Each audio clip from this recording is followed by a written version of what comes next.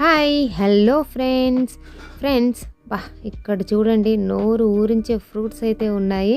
So ఇవి only సీజనల్గా దొరికే ఫుడ్ అంతే కదా. సో ఫస్ట్ వన్ చూసాం కదా, దాన్నే వెలగపండు అంటారండి. ఎక్కువగా వినాయక చవితి జరుపుకునే సందర్భంలో పైన కడతాం కదా, సో వాటికి వేలాడదీస్తూ ఉంటారు అండ్ వినాయకుడి దగ్గర పెడుతూ ఉంటారు. బంజారా లాంగ్వేజ్లో అయితే దాన్ని కోటియా అని అంటారు అండ్ తెలుగులో అయితే వెలగపండు అందరికీ తెలుసు కదా. అండ్ నెక్స్ట్ రేగిపండు సీజనల్గా ఎమ్మిగా అందరు ఇష్టపడే ఫ్రూటేనా, ఓకే ఫ్రూటే అనుకోండి. సో అది వచ్చేసి రేగిపండు అన్నమాట. రేగిపండుని బోర్ అంటారండి బంజారాస్ వాళ్ళు. సో మన ఛానల్లో ఎవరైనా బంజారా వాళ్ళు ఉంటే వాళ్ళకి ఐడియా ఉండొచ్చు.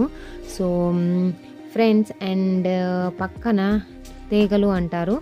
ఆ తీగలు వాటిని ఏమంటారబ్బా బంజారాలో, నాకైతే ఐడియా లేదు. సో మీకు ఎవరికైనా తెలిసి ఉంటే ప్లీజ్ కామెంట్లో అయితే చెప్పండి. Thank you all, thank you.